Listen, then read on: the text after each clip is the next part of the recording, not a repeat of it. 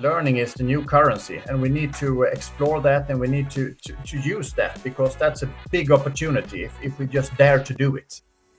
Welcome to another episode of the Stay Hungry podcast, the podcast where we explore how organizations can turn knowledge into a true business driver. In today's episode, I'm joined by Jesper Börjesson, head of Rejlers Play and Inspirational Learning.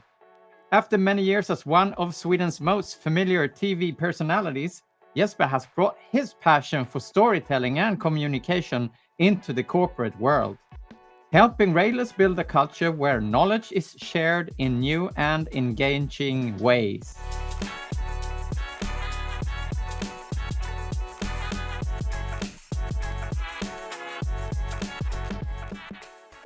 We welcome Jesper, and to get us started, could you briefly get us a bit of background and introduce Rejlers Play and where your journey started?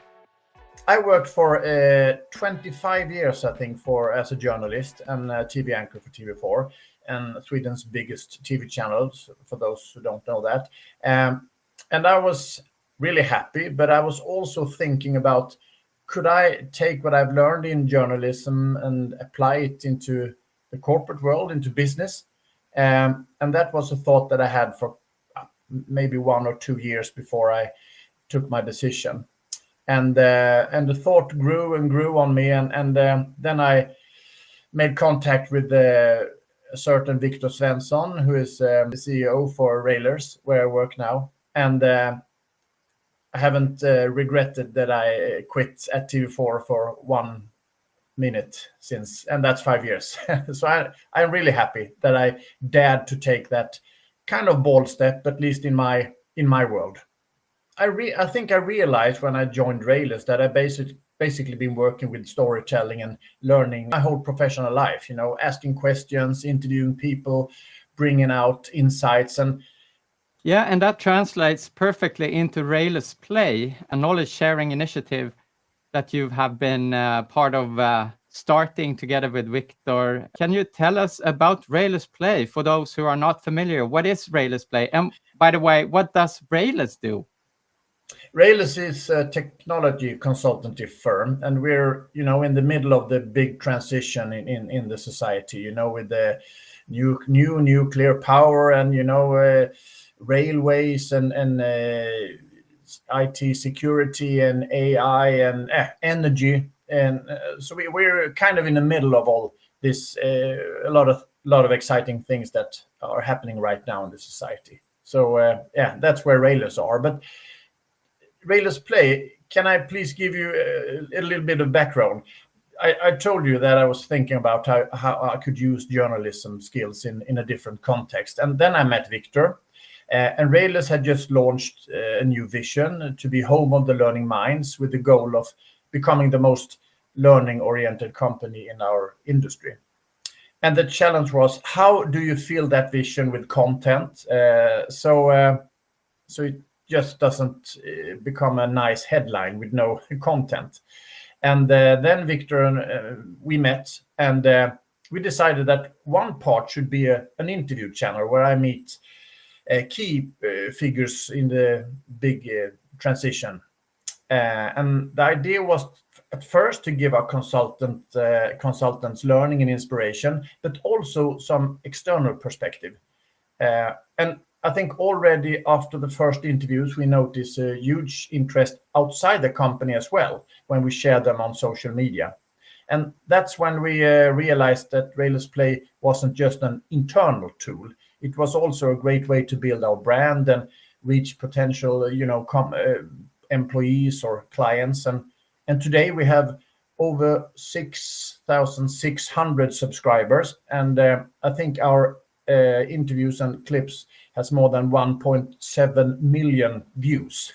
And that's, I'm a bit proud of that, actually. That's amazing. And you are obviously a YouTube channel, right? So you're distributing this to your workforce at Rejlers, but also all the clients and the rest of the world who are interested in the same topics as you are at Rejlers. And we're also a podcast, and we have the Swedish name Nytänkarna, new thinkers. So we have two alternatives, but it's the same content. Interesting. Yeah. I'm curious, why was it so important to become a learning organization for you at this stage? We needed to make an example of what do we want to be in this important part of society when we are developing fast, and and we need to make a stand, make a mark that we wanted to have learning as one of our main words to make Rejlers an exciting company. And this initiative, is it connected to your formal learning? Because I see it more as informal learning, so something that people are asking for and are curious about to educate themselves in the topics that you talk about. Is this anchored in HR and L&D in your formal learning plan as well? Yes, it is. Because when I started, I had a title Head of Learning, and I soon noticed that I got 200 emails a week from consultants. They wanted to go, I wanted to educate this and that, and then we thought, okay, I'm not that kind of learning leader. So that's why we changed the title to Inspirational Learning. But we work a lot together. And for I can give you an example. When we have our onboarding process with the newcomers, or we always have a shorter version of the Rejlers Play, the latest Rejlers Play interviews in the onboarding process. And even before they start, they get emails from Rejlers, and they say, okay, before you start, take a look at this and that, and there's always some Rejlers Play interviews, so they get on board with this immediately, if you know what I mean. Yeah, so it's part of the onboarding program. Yeah, it is. And last time we spoke, you also mentioned that this initiative is giving water ripples, meaning you're building the employer brand, for example. Are there any other positive side effects that you can see with your contribution at Rejlers Play? Yeah, actually, because every time I bring a guest to our studio at the Rejlers office in Stockholm, I connect them with one of our leaders, so they can sit down and have a coffee and exchange information and have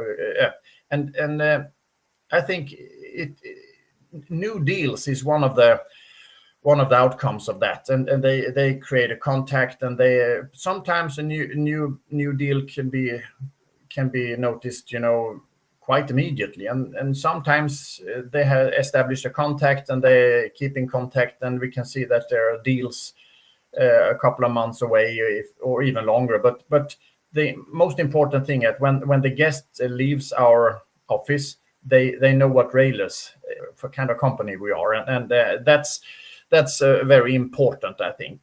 But I want to underline that the interviews are journalistic. It's not sales talk in the interviews. It's journalistic interviews where we talk about the politics, and then we talk about how we can solve things and so on. You're still that news anchor that you used to be at TV4, right? But you're doing it in a new format. But it's really interesting. You're talking about the business impact here previously. And that's exactly what we're trying to do at LearnStar as well. We are connecting the knowledge initiatives to your strategic transitions, and connecting the KPIs to make those transitions. Are you measuring the business impact continuously? Yes, we do, of course, but it's not like we have a big formula. The leaders talk continuously with each other, and they talk to me, and Victor is involved with that as well, and our communication manager also. So that's kind of an ongoing project. We talk about that, and I think also it creates the brand. It creates our consultants are proud to be a part of this, and they are proud that Rejlers have Rejlers Play, where we can provide learning and inspiration. And also when we hire people, very often that they have heard about Rejlers through Rejlers Play, if you know what I mean. And that's also a value. So it creates a lot of values. who's part of the planning of all the topics that you are covering? Yeah, that's a good question. First and foremost, I work at the communication department, and we talk a lot about this, what kind of areas we should cover, and so on. And then I think I'm a very curious person, so I think I reach out by myself to a lot of them. But it's also key that I visit our offices in our three countries a lot, and then I talk about Rejlers Play and so on. And then I always encourage our consultants to give me names and give me companies that could be interesting. So this is a process also. It's so important that I involve our consultants, so they feel that they are a part of this, if you know what I mean. It's also important that we cover every spectrum, from new nuclear power to AI, IT security, and so we have 4 divisions in Rejlers. Which are these 4 divisions? It's industry, and it's connected energy, and it's infrastructure, and it's buildings. So it's that covers a lot. But you're doing some things day to day as well, right? Yeah, yes, I do. We have learning sessions for the whole company, and sometimes locally, and sometimes for every country. And I'm also part of that. And they also have local learning initiatives, of course. And then I travel around our offices a lot, and actually to talk about. We have a sustainable business strategy, and our tool to fix that is called the walk. So I talk a lot about that every consultant in Rejlers are a part of the great transition, and every one of us, we are 3,500, they contribute. And I think that's step 1, that everyone is on board, and everyone is a part of this. And then actually we encourage people to record small videos, small films about their projects, so they tell us what they do, and then we publish it on our we have our internal site. So we have a lot of films there, so people can take a look and listen and learn, and they can also get in contact with that consultant if they want to learn more, and perhaps they can collaborate and so on. So that's also a big internal learning and inspiration project, and we call it the walk. And it's so nice to see that people, at first a lot of people was kind of afraid. I don't want to record myself and so on, but they notice the more they're recording we get, the more it's not that dramatic anymore. People want to be a part of this, and that's very nice to see also. Yeah. So it sounds like it's quite a machinery to get this content into play. How many people are working with Rejlers Play in your organization today? Yeah, it's me, and I have a producer, and his name is Fredrik Tøyre. So he's the man behind the cameras, and he's editing and stuff. So we're two people, 2 persons, and we have built our own studio, and we have quite a nice green screen studio. And I would also like to say that for a couple of years ago, we started Rejlers Play in Finland. So they have their own studio, and they have their own anchor, and their own Jesper, so to speak. And so they can invite guests, more connected to Finland. And that's been a great success as well. So that's very nice to see that the Rejlers Play is, developing. Yeah. And I think we built also the studio so it should be easy to maneuver, and so we encourage people all the time to use the studio for their own stuff, not just me and Fredrik. So if they want to record some video about a project or something, or they want to interview someone and that they can use internally or externally, we're more than happy. So we want a lot of people to be a part of this studio that we are so proud of. Yeah. And in today's world, change happens faster than ever before, obviously. And employees no longer have the time to learn in traditional ways. In this world, competence is the new economy and knowledge is the new currency, being your most valuable asset, right? But what I'm thinking about is that content on its own has very little value. It only becomes valuable when knowledge is actually activated and applied by the people in the organization. And I'm curious to know how your leaders at the Rejlers are making sure that the employees are activating their knowledge and puts it into play in the real world out there. Yeah, that's a really good question. And we have a lot of learning initiatives, and we also talk a lot about how important it is to be a part of the home of the Learning Minds vision, and that you have to walk the walk, if you know what I mean, and you have to keep on learning. And I think 70% of all learning in a company is from we learn from different projects and from each other. So that's an ongoing learning process as well. And then I add, let's say, 10 or 15% or something, and the rest is other kinds of learning. So I think it's so important to talk about this all the time, and to keep the consultants, hungry to learn more, and to give them inspiration to learn more, and encourage people to learn more. Because I read somewhere that 85% of the jobs that will exist in 2030, they haven't been invented yet. So we're really in times of transition, which is super interesting. Yeah. And I think it's very important, at least for Rejlers, to have proud consultants, and they are proud to be a part of Rejlers and the journey that we're on, and that we contribute to society. Purpose-driven people, and I think that's so important, and that we encourage people to learn more and to educate themselves, and that they also could change, work inside of Rejlers. That's also super important. So is this part of your vision of knowledge sharing and a learning culture at Rejlers? Yeah, I think so. We can definitely do more, but I think we have come a long way, and it's so nice to see that people are proud of what we do, and that they share it on on their LinkedIn accounts, and they talk about it with their friends, and so on, and so that the gospel spreads, if you know what I mean.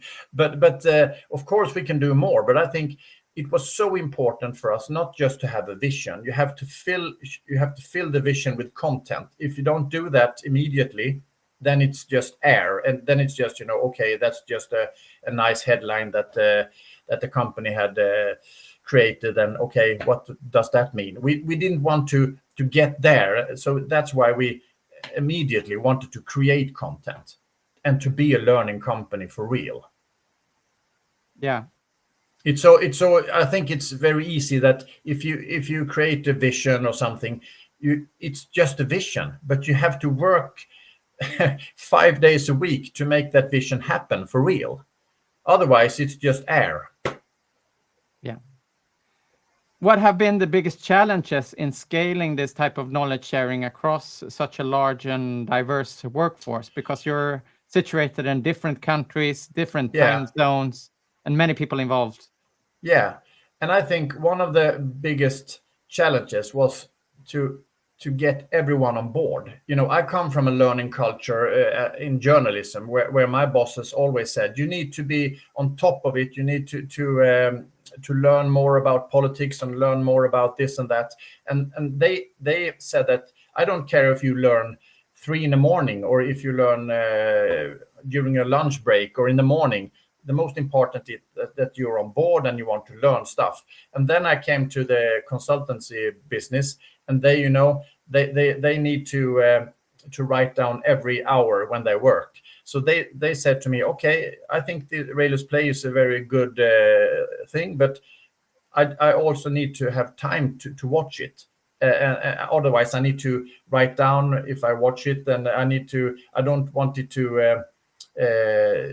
I can't watch it while I'm working with our clients and so on. So we had a bit of a challenge there, but I think nowadays people listen to it when they're riding the bus to work or riding the bike to work, or when they or go out with the dog and so on. And so we see people listening to Rejlers play during the coffee breaks and so on. So I think it was the mindset that was the biggest challenge, to get everyone on board and to get it, if you know what I mean. Yeah. Was leadership involved to making space for watching Rejlers play? Because it's quite a lot of content to stay on top of, right? Yeah, that's also a good question. We always talk to our leaders that they must encourage the consultants to that they actually can watch this. They can't watch it while they're working for another client, if you know what I mean. But they also need to continuously encourage them that it's very important for them to watch it as well. So they need to create time. And okay, if you take 20 minutes to take a look at a Rejlers play interview, that's fine. But you can't, of course, do it 4 times a day or something. You need to be smart. You need to put it in the flow of work to stay on top of things. Yeah. And I think you can always get 10 minutes or so, and then you can watch the rest of the interview when you're riding the bus home or something. So you can always create space and time, I think, if you really want to listen. And you're obviously racking up millions of views on YouTube and in your podcast from this initiatives. What is the next step for you and Rejlers Play in, let's say, a couple of years? What are you working with to take it to the next level? When we release an interview, we have, of course, the long interview, and that's 15 to 20 minutes.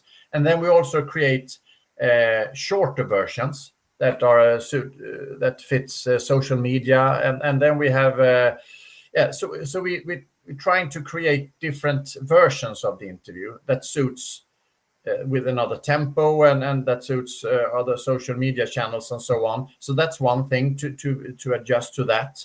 And I think another thing was to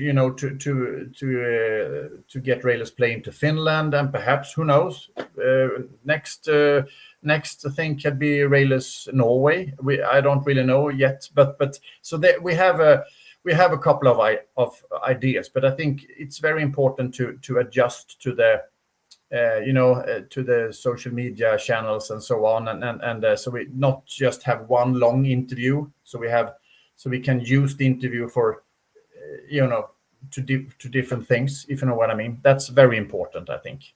And also, of course, to talk about the things that are happening right now, to adjust to that, not just talk about okay, we can't just talk about water power or new nuclear power or something, but we need to talk more about AI and see how we can use Rejlers Play in that area. That's one example. So we need to continuously develop, and that's, of course, a challenge, but it's a fun challenge, I think. And if another company would love to start a similar journey to educate their customers and to educate their employees, do you have any advice or tips to give them? Because it's not always a big studio that might be the right answer to the question. No, of course. The best advice I can give you is to dare to start. That's the first step. Dare to do something. And today you can create a lot of good content with just a smartphone. So begin there and build the skills gradually. I think we at Rejlers, we choose to build our own competence in-house instead of relying on production companies that are quite expensive, and they can't always help you when you need help. So build your own competence. And there are always persons in at your company that wants to develop and that wants to help in this way. I'm so sure of that. And like I said before, the studio isn't just for me. It's open and it's easy to use for others that want to record stuff. So I think dare to start and send out the signals in the company that we want to start with this. Are you interested? And you can buy a couple of smartphones and you can use your own. And there are they're quite cheap technology today, so it's not a massive investment. It doesn't have to be. And you can build it from there. And I think it's really fun to see a shift. 5 years ago, almost nobody wanted to be on camera. Today, people ask me to join when I do reports on projects or shorter consultancy interviews for LinkedIn and so on. I think we built pride, if you know what I mean. So they want to be a part of this content journey. So I think dare to start and send out the signals that we're going to do this. Are you on board? That's the first step. Because many companies obviously do have the expertise, and in my eyes, you're a perfect subject matter expert, an expert in your field. And you're good at finding ways of distributing that expertise in different ways. So really interesting story. And we're running out of time here, Jesper. Yeah. And this has been a really interesting conversation, Jesper, about how Rejlers is reimagining learning and knowledge sharing through storytelling, PR, and new formats that engage both employees and the rest of the world. From building Rejlers Play to shaping a culture of inspiration across 3,500 employees in multiple markets, your journey shows how your bold ideas can turn knowledge into a business driver out there. And thank you so much for sharing your story here today. Thank you, Marcus. Kind words, and it's been an honor to be on the show. And I'm so glad that your podcast lifts this important issues, because as you said, learning is the new currency, and we need to explore that, and we need to use that, because that's a big opportunity if we just dare to do it, if you know what I mean. Yeah, totally agree. And before we close, is there any special message or key idea that you hope our audience takes away from this episode with you? I love learning. I love inspiration. I love to learn new stuff and to be curious. And I think that's so important, that you need to be curious. You need to stay curious, because, as you said, things are happening like this all the time. And you can't learn everything, but if you're curious, you can learn a lot, and you can have you can use that in your lives, and you can use that in your jobs, and so stay curious and dare to start a thing like this. So be bold and be curious. That's 2 words, I think. Really wise words that really are in line with this podcast as well. Thank you again, Jesper. And for those who are listening, make sure to follow Jesper and Rejlers on LinkedIn, and check out Rejlers Play on YouTube to watch how they bring learning into life. Thank you for the shout out, Marcus. And to you, our listeners, thanks for tuning in.